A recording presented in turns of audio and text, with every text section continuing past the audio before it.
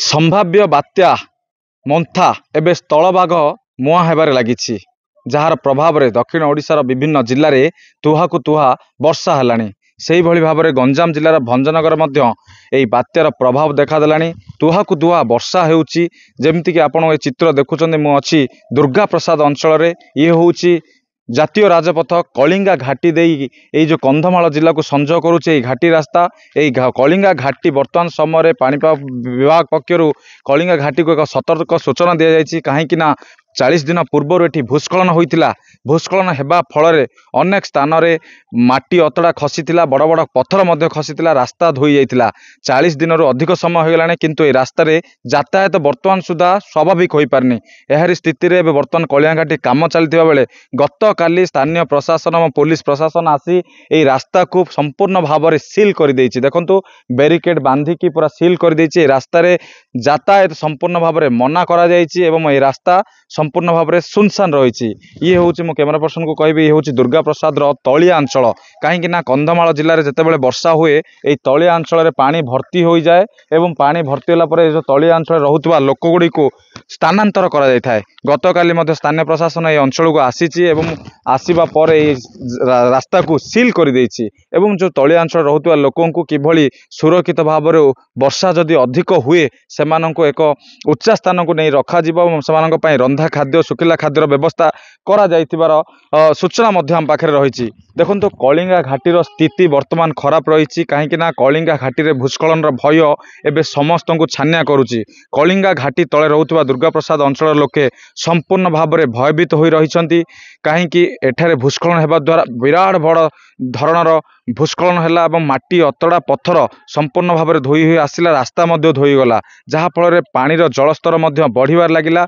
जहां नहीं एवं आतंकित एवं भयभीत अवस्था एठारे लोक अच्छा। ये हूँ देखो रास्ता को लगिकी एक परिवार रोचंती एठी सेमाने किभली अवस्था रही सेमाने केते परिमाण सचेतन होइचंती तांको पाखकु प्रशासन आसीची कि नाही सेमानंकु वर्षा जो बन्या हबो बोली कुआ जाउछ बात्यार प्रभाव रे बन्या हेबार जो आशंका करा जायछि सेति पय कोन सब सतर्क सूचना जारी करा जायछि से समम विषय रे आम पाखरे एठी जने माउसी अछंती तांको पचारि बुझिबा।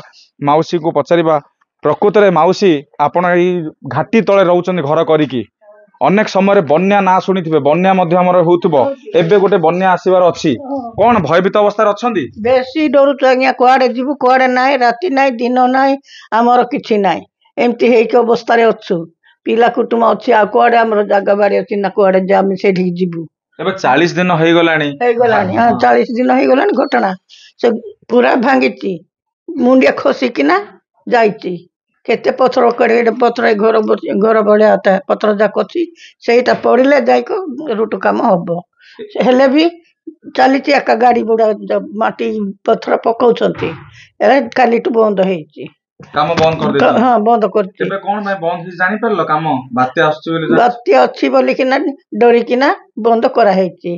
सरकार जानले सरकार जानिक निजे आसिक एटा बंद करिछन। एबे आउत जदी वर्षा जोर हेबो भूस्खलन हबो हबो आका आउ नाइ बोलछि कि राति के दिन किया जानि छ आज्ञा। हेले पहाड़ तळे घर करिछो किमिति रहउछो पानी पत्थर आसीबो पानी आसीबो किमिति कोन आसीबो आसिले आ कोन कर कोआडे जीवु डरुछो डरुछु बेसी डरी किना छु राति दिन हमर निदल हो नाइ। प्रशासन कोन आसी सचेतन करिछि किछि नाइ किए लासना नाही किए आसिनांती किए भी यडा नांती काली आकाशी कि एटा एमती एटे कोन जोचना गिना करबा कि गरीब लोक को एटा किछि कोइ नाइ एटा भी किछि कोइ नाइ खाली रूट बंद करके गले। मौसा काली सब की आस्तिले एठी सब प्रशासन पंच की कैसे राते आइथिला बाबू हम जानिनु आ कलेक्टर आइछि बोली कहिला जे हम मात्र जानिनु एटेन थिलु गहळे लोक थिलु मध्य आ कलेक्टर आइछि बोली कहिला एटा बंद करके पळाइला एमती बात्या हबो कि नाही बन्या हले कोन सब प्रभाव पडुचे ए अंचल रे कियन पडुची काई प्रभाव तो नदी पानी बेसी आउची हम तो हैरान होउछ रास्ता पर पानी पले आछी। हां रास्ता ऊपर पानी बसिया लोक केमिति जाउछन कोड होउछन नाइ सेटा बहुत समय जाउची कि गुटे दिन एमती जाउची ना लोके कोड रहउछन तळे अंचल लोक सिया ढाई गलु उच्च जगह को रहिले सेठी खाया पिया सब के देला हां देला रहे किए देला से माने आमे रांधिबू खाया पिया दउछन्ते खाया पिया काई देले जामे तो मिले नहीं आ देती बोले हम केमती खाइबे पुरी सरपंच चावल पठाइला रांधिले नहीं କିଛି ନାହିଁ। भाବରେ देखंतु एठी जणे परिवार रहुचंती सेठी मौसा मौसी दुई जण रहुचन तांका प्रतिक्रिया मध्ये हमें नउथिले सेमाने कहबा कथा हला ए अंचल रे जतेबेले पानी आसुची खूब कम समय पाए पानी आसुची किंतु दिन तमाम पानी रहिबा द्वारा लोके मध्ये एठारु उच्च स्थान को देखि जाउछंती एवं प्रशासन पक्षरु मध्ये समिति किछि विशेष